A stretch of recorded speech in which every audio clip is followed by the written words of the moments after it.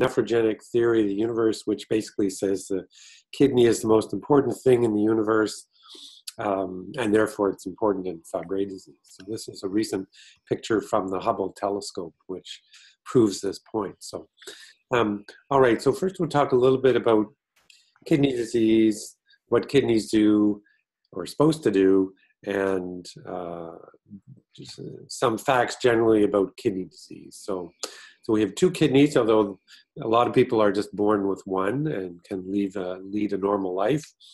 So kidneys, basically their main role is to remove waste products of metabolism. And that includes things like uric acid, urea, creatinine, that sort of thing, as well as extra minerals such as salt or potassium, abbreviated here as a K, also excess water, and also other things like drugs and toxins can be removed in the urine. So for example, penicillin. If you're taking penicillin, a lot of it appears in the urine. So kidney function is necessary for life. So when we look at patients with kidney problems, and we're looking at blood pressure, because high blood pressure often accompanies kidney disease of any sort. There may be swelling, what we call edema, puffiness around the ankles, around the eyes, elsewhere in the body as a sign of kidney disease. Many patients, though, don't have a lot of symptoms until their kidney function's under 10 to 15%. So it can be a clinically silent disease for many years before it comes to attention, and patients would not know anything about it. And we're interested in what is the overall kidney function.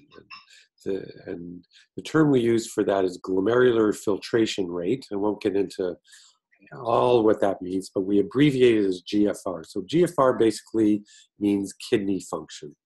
We start with 100% when we're born, and it goes down as we get older.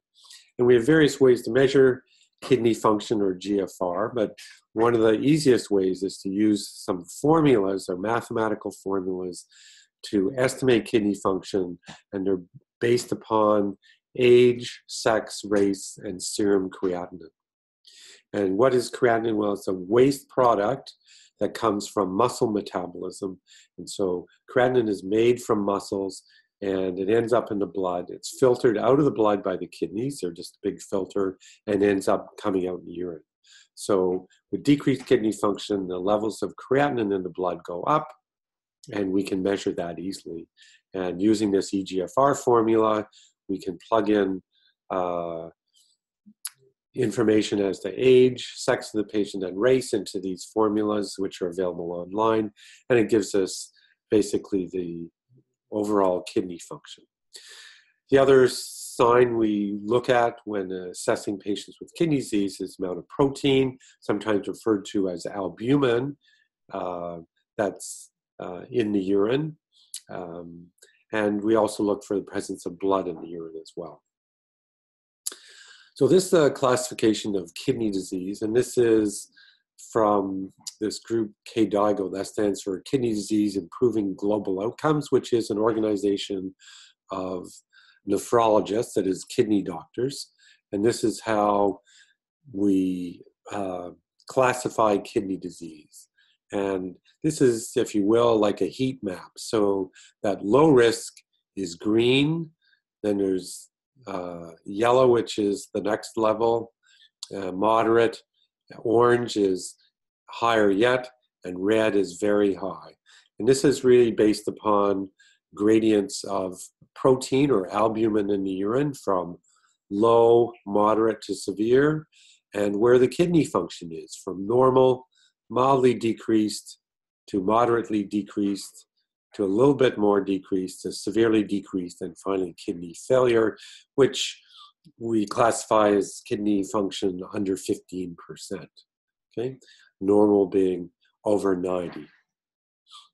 So by knowing what the kidney function is on this scale here, knowing what the protein level in the urine is on this scale here, we can determine if someone is at a low, medium, or high risk of ending up with kidney failure. And my job as a kidney specialist is to identify those patients at highest risk out here and try to have therapies that will move the risk up and to the left into the low area. In other words, to try to prevent patients from developing kidney failure. So we'll present a case here. This is a 40-year-old man who presented with chronic kidney disease, what we call CKD. There's lots of urine protein, 4.4 grams a day. Normal's less than 1.5 grams per day. So lots of protein leaking from the blood through the kidneys into the urine as a sign of kidney disease. And this creatinine level was high. It's 117. And this gives an estimated GFR of 66 mils per minute. So remember, normal's over 90, so this is already mildly reduced. It's down by not quite a third. Patient was a smoker, they had high blood pressure, they had high cholesterol, and we did some other tests to look for other causes of kidney disease. We didn't find anything. And we did an ultrasound on the kidney. That's like a sonar study, shows us the shape and the size and number of kidneys. And that was normal as well. So there weren't any kidney stones or blockages or things like that. And this is what the kidney biopsy showed. So these little dark blotches here are the enlarged lysosomes in the cell. And you can see there's different layers of material. And this is the fatty material that accumulates in Fabry disease with these very enlarged lysosomes. And here on the right-hand side, you can see what the normal cells look like on a kidney biopsy. And this looks very different than what we're looking at here. So the kidney biopsy strongly suggested Fabry disease. And the patient had some other features. They had nerve pain in their legs. They had a lot of fatigue. There was decreased sweating, ringing in the ears, the typical rash of Fabry disease, these what we call angiokeratomas, which are often clustered over the trunk, but not all patients have them. This person did. Cornea verticillata, which is the presence of this fatty material in the outer coating on the eye, what's called the cornea, and you can see that with what's called a slit lamp, which is a particular type of magnifying glass to look at the eye. There's also some typical facial changes in this patient, and decreased temperature sensation over the legs, indicating decrease in nerve function. And we did the formal testing for Fabry disease. We measured this alpha-galactosidase A enzyme activity, and it was low. Here it was 10, normal is 45 to 112.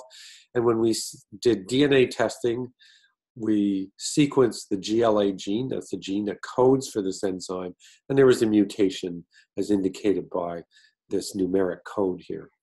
And when we looked for the presence of urine GB3, that's this fatty material that accumulates in Fabry disease, it was high, it was 79, normal's less than 25. Okay? So this indicates in a male that there is the presence of Fabry disease, and just to remind you that in females, their enzyme levels can be lower normal, and yet they have the disease. And that's because they're a mixture of normal cells and abnormal cells, but they all have, these females have the diagnosis based upon the DNA test alone. So it's a little bit different to diagnose males and females. And in about 5% of people, there's no positive history. So although this is a genetic disease that's passed on from one generation to the next, there can be new mutations. So the fact that a patient doesn't have a family history of this condition doesn't rule it out.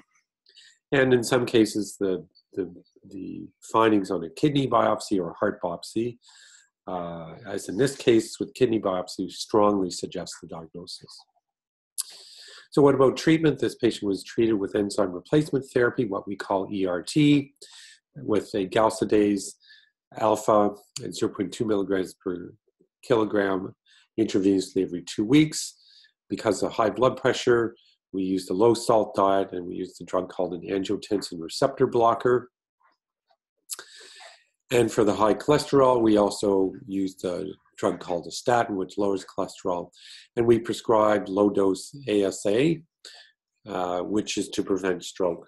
And we strongly urged the patient to quit smoking and offered help with smoking cessation aids. So just to remind you that Fabry disease has been known since 1898, when it was first described by these two physicians, Drs. Anderson and Dr. Fabry. although we commonly just call this Fabry disease. And so this is due to decreased activity of this enzyme, and it allows this fatty material, what's called a glycosphingolipid, this very large molecule here, to accumulate, because this enzyme normally cuts off this sugar molecule at the end of this very large molecule. So without that being cut off, this molecule can't be broken down any further, and then it accumulates in the lysosomes, as I showed you. So it is an X-linked disease, and that means that females who are affected can pass this disease along to half their sons and half their daughters. So each son or daughter has a 50% chance of inheriting this disease from their mother, whereas affected males can only pass the disease onto their daughters, as shown in the circle here, whereas their sons in the square are unaffected. So this is an affected male, this is an affected female with the dark dot in the circle. And this is the standard sort of family tree that's developed in our clinic by genetic counselors to help us understand who else in the family might be at risk, who else needs to be tested for this disease. So on this slide is just a summary of all the clinical features of this disease. And as you can see, this disease can involve almost every part of the body. But of course, patients don't have all these features, but these are the features that have been described in patients with Fabry disease. So there's early stroke, there can be mini strokes, hearing loss, we mentioned ringing in the ears, eye changes, heart failure, abnormal heart rhythms, problems with shortness of breath and cough, abdominal pain, weight loss. We mentioned kidney disease. There can be lots of aches and pains, as well as problems with this terrible burning pain in the hands and feet, as well as some swelling of the limbs as well. And so these features start in childhood and increase over time, but it's highly variable from one patient to another, even amongst people in the same family. So there isn't one patient that's got all the features, and sometimes you have to look pretty hard to find evidence of the disease.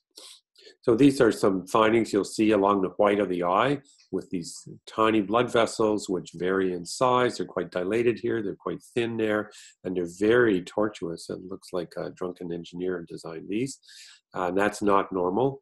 Here are some of the angiokeratomas around the belly button. There's really scores of them here. They vary in size, they're dark purple. And here's someone else with tens of thousands of these along the flank area. And along the upper eyelid, you'll see these dilated blood vessels as well. And so you can see that all these changes here in the skin are all due to abnormal blood vessels. And this is a disease of small blood vessels. And these are affected not only in the skin, but in the heart and in the kidney and other organs as well. And some people have what's described as some typical Fabry facial features as well, with some thickening over the eyebrows here and along the sides of the nose, and some general puffiness of the face, so that people may look a little bit different than other people in the family. And on the side here, there's some eye changes here. There's cornea verticillata, which is, I mentioned to you, which is the changes in the cornea of the eye. And there's also a cataract, which can be seen in about 15% of patients. So lots of physical features, and there's some changes that people see on the lips with these, again, the angiokeratomas there. They've also been described in the lining of the stomach, and here they are in the inner lip here. People can commonly also have some changes in teeth, but again, that's not found in everyone. And there can be also, this is a CT scan of the head. In the sinus areas, there can be some cysts as well, but those you can't see. Only they just turn up on X-ray. People have described some narrowing of the chest compared with a normal individual here. And in terms of the hands, this is normal hands compared with these shortened fingers that are somewhat swollen at the end, as you'll see in men with Fabry disease. So these are some typical findings, but not everyone has them. So we talk about patients who have sort of classic disease versus variant disease. Classic disease starts in childhood. It's moderate to severe in males, mild to severe in females, can involve all organ systems. There's specific mutations that cause this, very low enzyme activity in the men. And these fatty deposits are in all cell types, but there's also a variant type which doesn't occur until late middle age. So patients quite well until they get to middle age, and their disease is mild to moderate.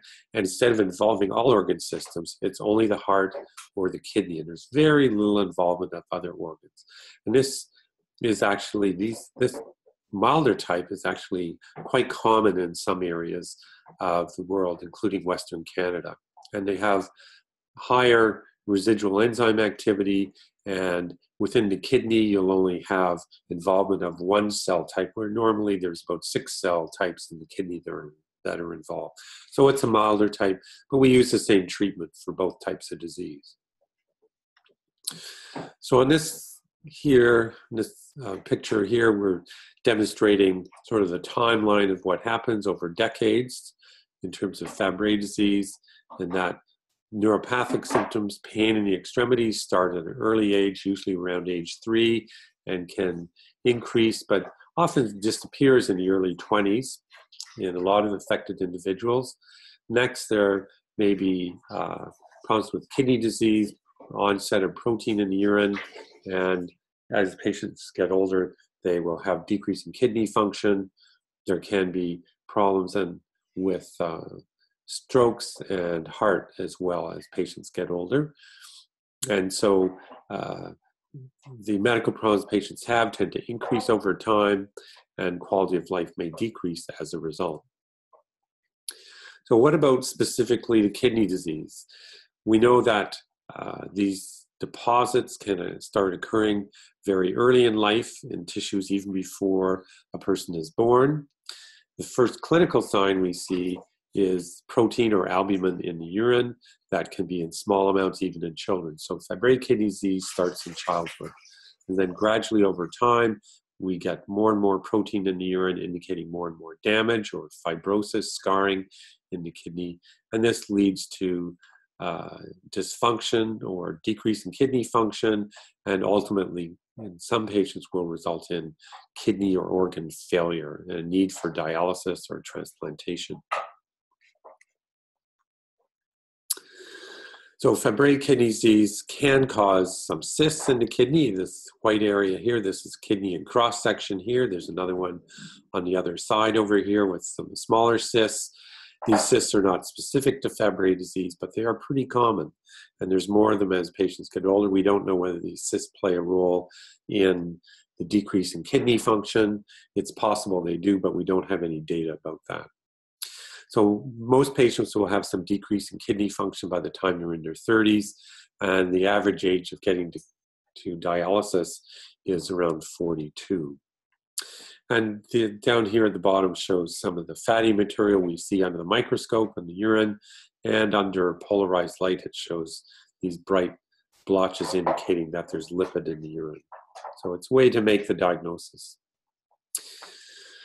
So this slide shows really what we call the natural history. So if you look at patients prior to 2000, we didn't have enzyme therapy and we didn't have good treatments for disease at all. And so this is what a study of 105 men with Fabry disease, no enzyme therapy, and they were followed over time. And the initial thing that we saw was protein in the urine, followed by high blood pressure, and then decreased kidney function, and ultimately ending up on dialysis. And in this group of patients, none of these patients survived past age 60, but they did not have any enzyme therapy, and they did not have any of the other treatments which we're now using. So this is what happens without therapy, and clearly it's not good. So this is what we're trying to prevent. So urine protein, we know, is a marker, or it represents increasing kidney involvement in Fabry disease and scarring. It's also a risk factor for heart disease. So the more protein in the urine, the greater risk of getting heart changes, greater risk of getting to kidney failure. Interestingly, women with Fabry disease have less urine protein than the men and a far less risk of developing kidney failure. They hardly ever develop kidney failure, whereas the women have the same amount of strokes and the same amount of heart disease. So they somehow are protected against getting kidney failure than the men. And also, it's important to note that when we treat patients with enzyme therapy, the response is less in older patients, suggesting that we need to treat patients earlier, and the response is also less in those patients who have more urine protein. So anything to reduce the urine protein is going to give us a better response to treatment. Now, kidney function itself decreases at 1% per year in everyone over 30. So that's probably everyone listening to this webinar. And there isn't anything you can do about that. You can't do anything about changing your age. So you can't do anything about this. And so that happens to everybody in the general population, men and women. And in Fabry disease, females have the exact same rate as everyone else in the population. It goes down 1% per year. So that's what you'd expect. But in men with Fabry disease, the rate's much higher. It can be usually generally between 2 and 6% each year. So that's a much greater rate of decline. This just shows the mean age of starting dialysis is somewhere between 35 and 44, whatever group you study. And for patients on dialysis, the patients with Fabry disease do better than patients with diabetes on dialysis, but not as well as patients who don't have diabetes. And this is looking at patients with Fabry disease on dialysis followed in the United States for up to 14 years, as you can see. And these patients were untreated. These are patients not on enzyme therapy. So again, we expect patients to be doing better now with treatment. So we'll talk a little bit about screening. So this means this is testing other family members for Fabry disease or testing patients who have kidney disease without a diagnosis for Fabry disease. So we have lots of testing available for screening. These tests are affordable, they're available, and they're accurate. So we have all the tools we need to do screening. And we think it's important to screen patients who are at risk for this disease because they need to be diagnosed earlier to provide therapy earlier. That's going to give us the best result.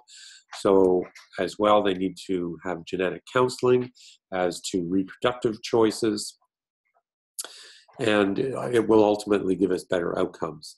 And so one of the common ways of doing screening is using this filter paper, and you just put a few drops of blood on there. And once it's dry, this goes in a little plastic envelope that's sealed. It can be easily mailed to a testing lab. And you can measure the alpha-galactosidase A enzyme off these blood spots. You can also measure DNA analysis with this as well. So in this way, we can, this is a screening test. It will identify patients that we need to test with more formal testing alone. So it's only a screening test, but it is quite useful.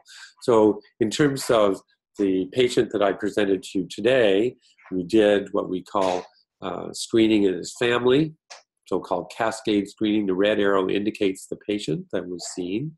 And so the patient had 2 daughters. They were both tested and found to have Fabry disease. He has 2 sisters. They were both tested and found to have Fabry disease. One sister has a son who's also affected. This sister here has 3 children, 2 of whom have not been tested, and 1 tested negative. And of course, the affected male has to have a mother who's affected, and indeed she was affected with Fabry disease, and she in turn had 12 siblings who should have been tested for Fabry disease, but she didn't want to tell them about this. So her siblings continued to be untested, and on a statistical basis, there should be half of them that have Fabry disease. So, so we don't know how many of them are affected as well, but it just means that there's actually quite a number of people in this family that potentially could also have Fabry disease and don't know about it. So there have been screening tests done in dialysis patients, patients with kidney transplants, and for every 333 patients tested, we had one patient with Fabry disease, and this is the result of multiple studies put together. So it's about 0.33% of the tested patients, men, were affected with Fabry disease and didn't know it, and in women it was even lower. And there has been some testing that's happened in kidney clinics. And in this one study, there were 2 Fabry patients found in 72 patients. That gave a much higher result at 2.7%. So this may be an important place where we need to start testing patients to see if they have Fabry disease to find them earlier. So what about therapy for Fabry disease in 2018? So we're focused on controlling risk factors for blood vessel disease, that is high cholesterol, stop smoking, controlling high blood pressure.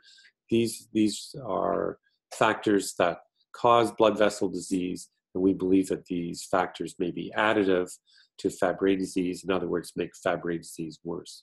We think it's important to try to prevent stroke with low-dose ASA or some other drugs which decrease the risk of forming clots. It's important to control nerve pain if patients have that. And again, we have a number of medications we can use to try to bring about better pain control. And for the most part, I think that we are fairly successful in getting pain under control.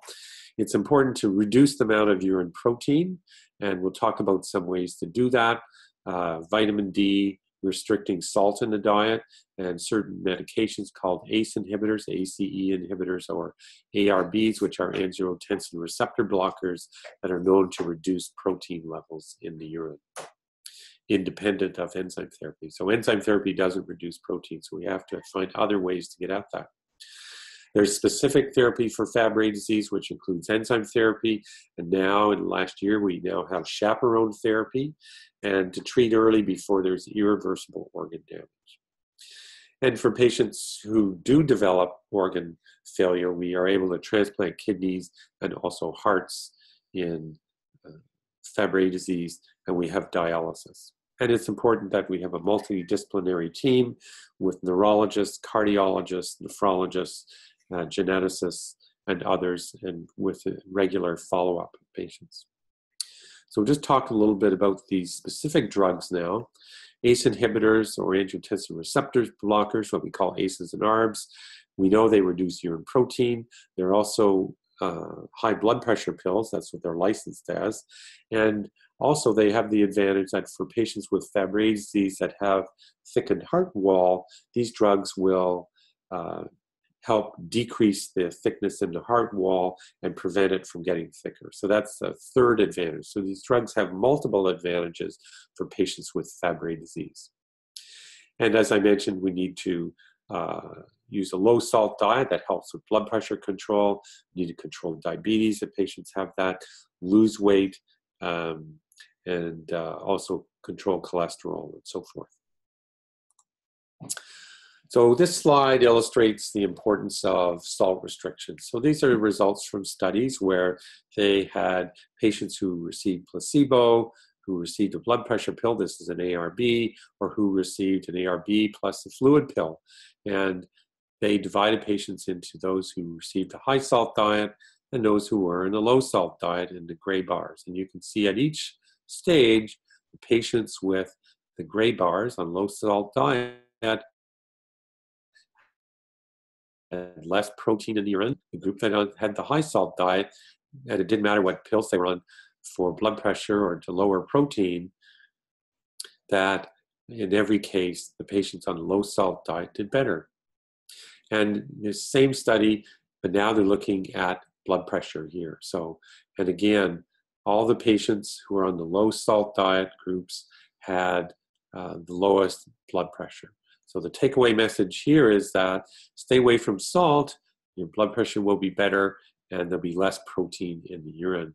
And these are very positive things for patients with Fabry disease. So I'll just share with you some information on our case. So here's our patient at year 1. He's on enzyme therapy. He's on treatment for cholesterol. He's on treatment to lower the protein with an ARB, and he's supposed to be on a low-salt diet. Here's his kidney function. His blood pressure is not too bad, 138/84, but this isn't a low amount of salt in the diet. He's supposed to be on a low-salt diet. He's got over twice as much salt. This should be around 100. So there's a lot of salt there. And year 2, patient decides to follow the diet as we've been instructing him. He loses a lot of weight, follows the diet, and you can see now the salt in the urine is very low. It's where it should be. Look what happened to the urine protein. It fell by 2/3. No change in the pills or anything, but it fell, and the blood pressure was much better. So if we look what happened in kidney function over the year, it went down by about 5%. So that's pretty rapid decline. So we fast forward now up to year 2, jump ahead 2 more years, blood pressure is still good. The salt in the urine has gone up a bit, but it's still much better than it was way back here in year 1. The urine protein's even a little lower. And yes, the kidney function has gone down a little bit here, but look, it's now decreasing at a much, much lower rate, minus 1.5% per year. So that's almost the same as in the general population. So simply by following a diet, controlling salt, continuing on the medications, and we made a big difference in terms of the rate of decline in kidney function. You can say, well, what does that mean? So these bars show the rate of decline in kidney function, okay, at various rates. So there is the kidney function at the end of the first year, and with kidney function declining at 5% per year, within 12 years, this patient would be on dialysis with kidney function down around 6%.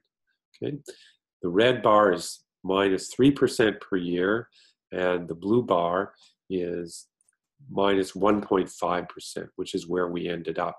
And now it's going to take 40 years for this patient to get to dialysis. By that time, the patient would be 80 years of age. So this would make a huge difference in terms of what's going to happen to this patient's kidney function. So it goes from 12 years out to 40 years simply by following a low-salt diet and taking medications. And of course, the last bar here is minus 1%, so which is what happens in the general population. So we're not quite there yet, but it's pretty close. So, all right, the other thing is vitamin D therapy. So there's a number of ways that vitamin D has been linked to Fabry disease. There's one study that suggested that the outcomes, what happened to patients with Fabry disease, correlated with changes in the DNA of the gene that codes for the receptor of vitamin D. Sounds complicated, but so it suggests there's some sort of association between vitamin D and what happens in Fabry disease. And there's been studies using kidney cells in the lab where they showed that vitamin D blocked the inflammatory effect of adding lyso-Gb3, which is one of the accumulating fatty materials in Fabry disease. So this fatty material called inflammation caused inflammation in these kidney cells, and vitamin D blocked it. There's also studies in patients with Fabry disease that showed that those who had low levels of vitamin D had more severe heart disease and kidney disease, suggesting that there was a protective effect of having normal vitamin D levels. And there is another study looking at a particular version of vitamin D called paracalcitol, and when they gave that to patients who are on enzyme therapy and already taking ACEs and ARBs, that the urine protein decreased further down to 0.4 grams per day, suggesting that vitamin D also has an important role in decreasing protein in the urine and therefore helping to stabilize kidney function. And so a number of our patients still have high protein in the urine. What can you do with these patients? We know they're high risk for rapid deterioration to kidney failure. So one of the things we want to look for are anti-drug antibodies, because in some patients, if they have high levels of anti-drug antibodies, there's some evidence that this may block the effect of enzyme therapy. So we need to look for that as a problem because there's things we can do about these antibodies. And we also need to deal with other risk factors for progressive disease, like smoking, being overweight, excess alcohol, poorly controlled blood pressure, high cholesterol, and compliance. And compliance refers to whether patients take their medications or not. So it's one thing to prescribe them, but it's another thing for some patients to take them. We can also add fluid pills, what are called diuretics, that remove salt from the body. They give us, as I showed you on the other slide, a better response in terms of blood pressure control and give lower levels of protein in the urine. And there's a couple of other drugs we can use that also reduce urine protein, a drug called spironolactone and another one called amiloride. We have some patients taking those as well. So what about patients who are taking enzyme replacement therapy or chaperone therapy?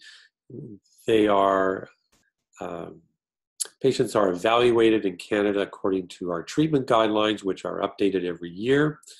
And in terms of kidney disease, we are treating patients who have decreased kidney function, or if they have high blood pressure, or if they have increased protein in the urine. So those are the things which will be triggers for us to provide enzyme therapy or chaperone therapy to patients with Fabry disease.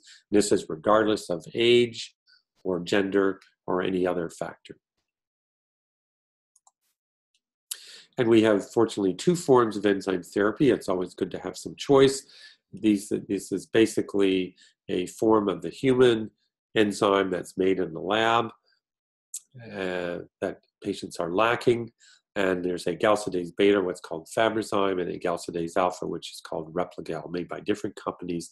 But they share in a relatively high cost. There's not much difference between these 2 products, although one is a higher dose than the other, and therefore the infusion time is longer. So generally, these enzyme therapies do work in that they reduce the amount of fatty material in the blood, and you'll see the same thing in the urine. So within a few weeks of starting enzyme therapy, the levels go down very close to 0, not quite to 0 though, in the blood and the urine. And if you look at tissues like skin or kidney or heart, these little blue dots, which represent the fatty material, are less if you come back and do another tissue biopsy 20 weeks later, which is what you're seeing. And this is part of the kidney, showing that there's fewer of these blue dots. It's been removed by the enzyme therapy, but they're not all removed, and that's part of the problem. So we know that enzyme therapy can slow down the deterioration in kidney function, and it also can slow down the increase in the heart thickness that occurs in Fabry disease. There's also improvement of GI symptoms such as diarrhea, abdominal pain, gas, and bloating. There's some reduction in nerve pain, but we know it doesn't disappear. Patients who have decreased sweating will have an increase in sweating. Patients generally are more active, they're back to work, back to school, not missing so much time. And importantly, survival is improved as well. And patients generally feel better and are able to do a bit more in terms of physical activity. So there are some, really only a few studies specifically looking at some of these factors in Fabry disease. This one was done in the US and in Europe. Although we tried to enroll some patients in Nova Scotia in this. Anyway, they studied 24 adults, 9 women, 15 men, and they were most of them middle-aged. They were getting a galsidase beta as well as acids and ARBs, and they were followed for almost 2 years. And so their target was to get the protein under 0.5 gram a day. And for those patients who did get their protein under 0.5 gram a day, and there were 13 patients in that group, they did the best.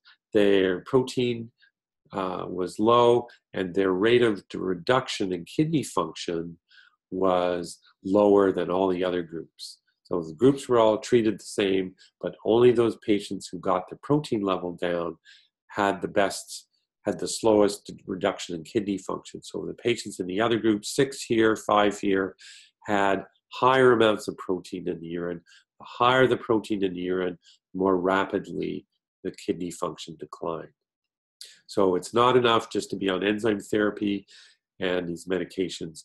It's what you really need to do is make sure that the urine protein is reduced. So there are some issues with enzyme therapy. Most patients are familiar with these. It's not a cure. Sometimes there's infusion reactions. I mentioned antibodies. There's problem getting enough enzyme into the target organs. Only about 7% of enzyme that gets into the heart, only 10% gets into the kidneys, doesn't reduce urine protein, doesn't prevent strokes. So there's issues. So more recently, we now have chaperone therapy, which has the advantage of being an oral agent. And what it does, it acts within the cell, okay? And it's represented by these little orange dots here, and it binds to the protein as it's made. And this is the protein, the enzyme that's got the mutation in it, so it's not normal.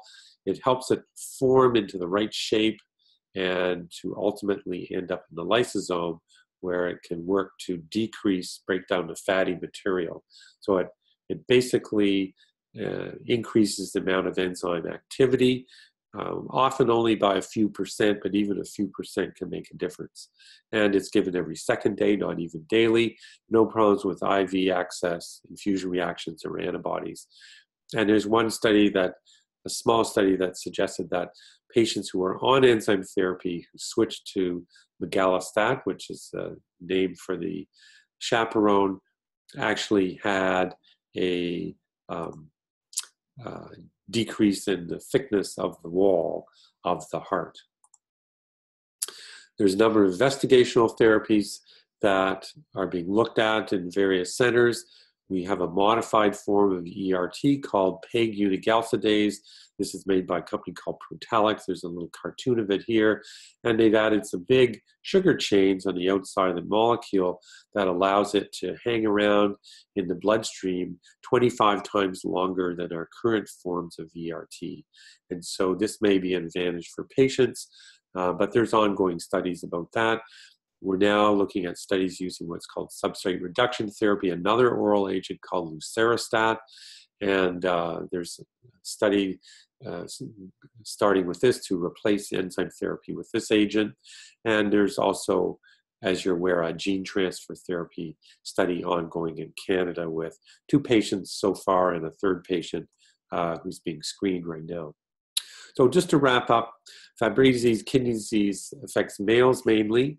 It starts in childhood, and we need to think about this diagnosis in all patients who have chronic kidney disease because we have early therapy that will be effective, and we want to try to prevent patients from developing kidney failure.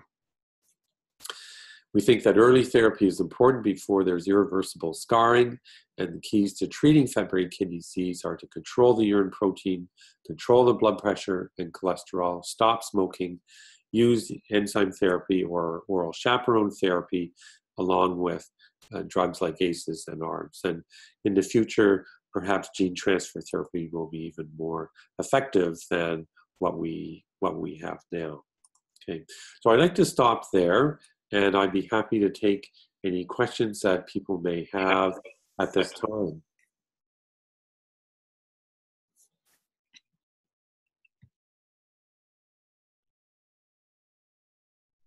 Okay, thank you, Dr. West. That was unbelievable. Very well done. Thank you so much. We do have a couple questions rolling in here. Can you hear me okay? I can, yes, thanks. Okay, perfect, yeah. The first one is, you kind of touched on this a little bit, but I'm gonna ask it again. What can a Fabry patient do to slow down or reduce the amount of albumin being passed in the urine? Yeah, so that's a good question. So I think, first of all, there's things like diet, so salt, right? Staying away from too much salt doesn't mean you can't have any, but I showed you what happens when people take too much salt. It blocks the benefits of some of these blood pressure drugs, and it increases the risk of heart problems. So sticking to a no added salt diet, staying away from foods that are really high in salt is important.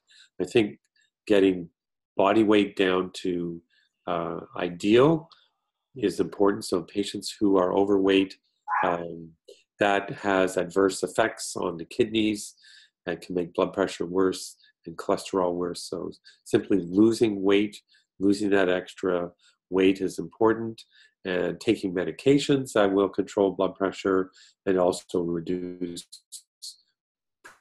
protein in the urine, such as ACE inhibitors or angiotensin receptor blockers. And there's probably 15 of those on the market in Canada. So there's lots of different drugs to choose from there, and controlling blood pressure to target.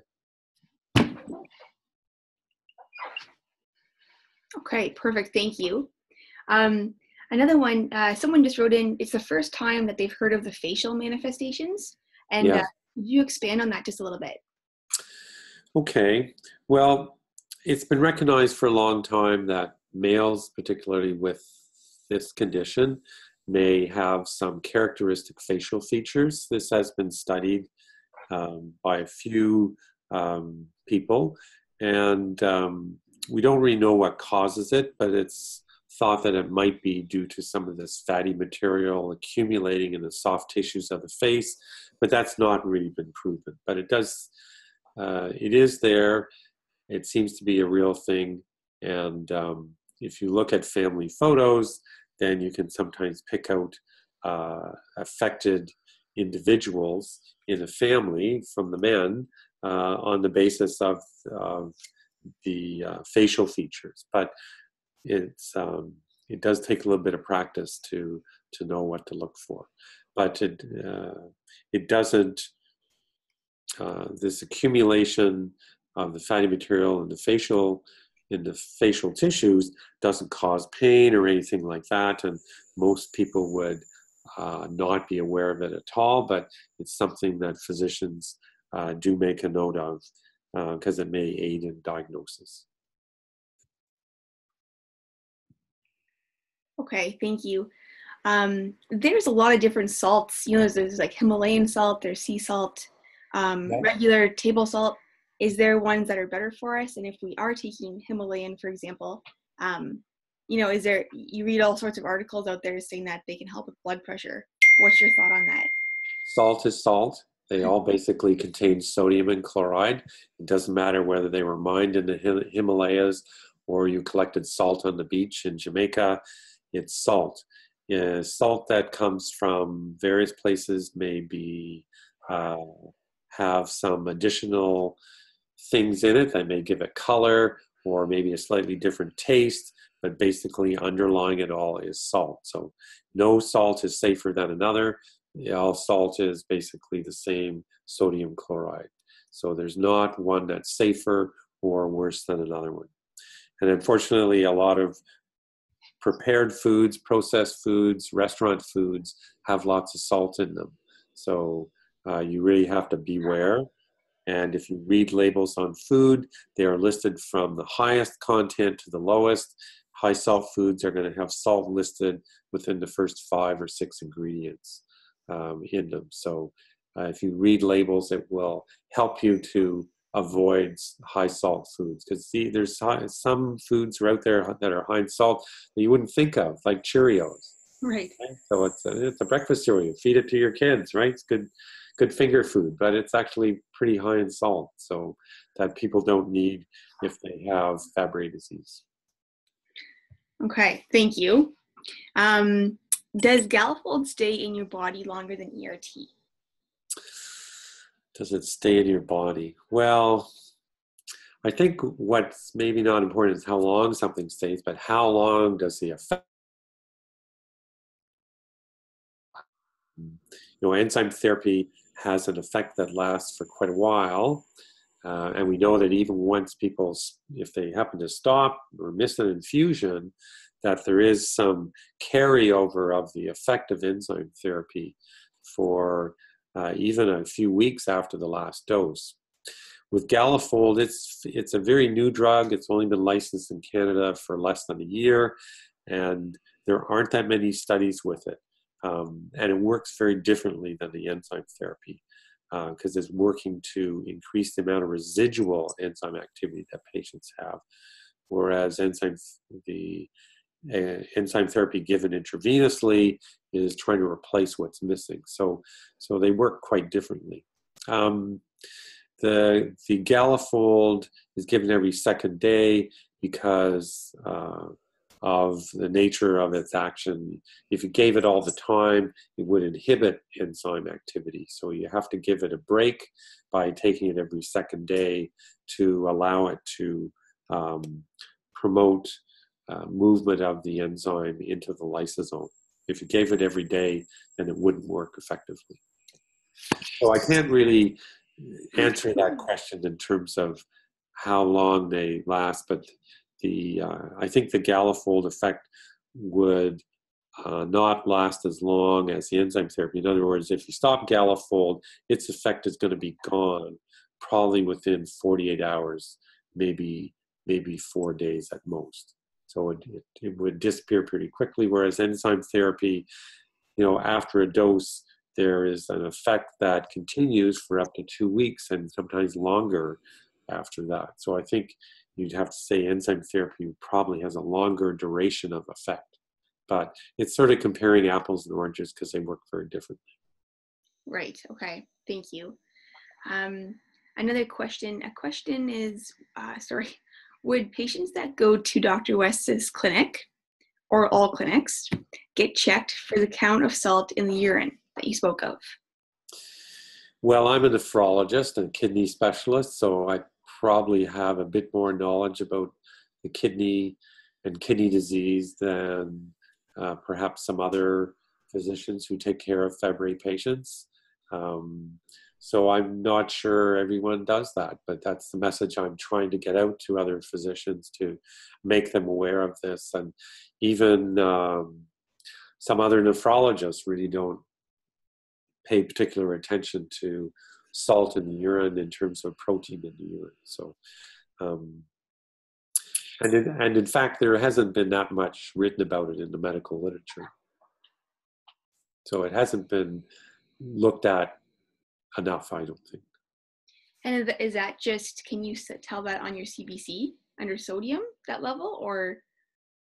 No, you need to measure it in a 24-hour urine. 24-hour urine, okay. Yeah. So, which isn't that hard to collect, right? Right. And basically what you eat, your salt that you take in, most of it appears in your urine. There's going to be some lost through perspiration, and there would be some lost through the bowel movements as well, but the vast majority is lost through the kidneys. That's one of the kidneys' job, to get rid of extra salt. So most of it's going to be in the urine. So by simply measuring the sodium in the urine, it tells me what a patient is eating. Okay, perfect. That looks like all the questions for right now. If anyone else has one, just feel free to write it in quickly. Also, I'm sure if you have any pressing questions that you didn't get to ask, I can send them to Dr. West and we can get those for you as well. Sure, and you're going to put this presentation on your website, is that right? Yes, that's right. Oh, one just came in. Does it help to drink more water? Good question. So people have been studying this, and there's some ongoing studies trying to answer this question. And for some types of kidney disease, it may actually be a good thing to do that. But as of today, we don't have evidence to say that drinking a lot of water is going to improve one's kidney disease. There's a myth out there which is propagated by companies that sell bottled water that everyone should drink 6 or 8 big glasses of water per day, and that's total hooey. So if you're thirsty, drink water. You exercise, drink water. But drink water when you're not thirsty. There's no proven benefit to that. Perfect. And any idea when the oral meds will hit the market? Well, the Amicus product is in use in Canada already. I have 3 patients receiving that treatment now. But right now, most of those patients have it covered, under their private insurance. And the provinces have not yet made up their mind whether they're going to cover this drug. Because unfortunately, it's priced exactly the same as enzyme therapy, although it costs a fraction of what enzyme therapy costs for a company to make. The chaperone therapy is very cheap to make, but they're charging a huge price for it. So it remains to be seen whether governments will pay for that. And this process takes about a year now. Although the Amicus product was given a positive rating by the Common Drug Review, which is an independent body that looks at all new drugs that are licensed in Canada and recommends whether they should be reimbursed or not. And so this Common Drug Review did recommend to governments that they cover this drug, but they haven't yet made a final decision on that. But I hope that we'll hear about that by the fall of this year, I think. So we should hear by the end of this year of whether chaperone will be covered or not. But it is available now. It's licensed in Canada. But I should point out that only 20% of the patients in Canada have a mutation, that is a change in the DNA for Fabry disease, that allows them to respond to chaperone. So 80% of the Fabry patients in Canada can't take chaperone therapy because it will not work for them, unfortunately. So it's really only for a minority of Fabry patients in Canada that can take this. And of that 20%, I don't think all those patients will end up on it. Is it better than enzyme therapy? I think the jury's still out on that. And we have to learn more about chaperone therapy and its role in Fabry disease. But it certainly has an advantage in that there isn't an infusion that you have to do. You don't need IV access. It doesn't have antibodies. So there's patients we have who have problems with those. And so chaperone therapy may be an advantage for them, but it's not for everyone, I suspect. Right. Last question we'll do. How many milligrams of sodium then do you recommend in the diet? Milligrams, okay. So what I showed you were millimoles, okay? And they're right to ask that question, because when you go to the store, what's listed is not millimoles of sodium, it's listed as milligrams or grams, right? And 1 milligram is 1,000th of a gram. So dietitians will tell you that a low salt diet would be 2 grams a day. Okay, and that would be about 80 to 100 millimoles a day. So 2 grams a day. That's everything put together over 24 hours. Okay, thank you. So that would be a low salt diet. So don't use your salt shaker. Okay. Well, thank you very much. Very informative. Thank you so much, Dr. West. That was great. Thank you for your time tonight, and thank you for all of you for joining in. Just one more quick thing before we go. The CFA is running a needs analysis survey.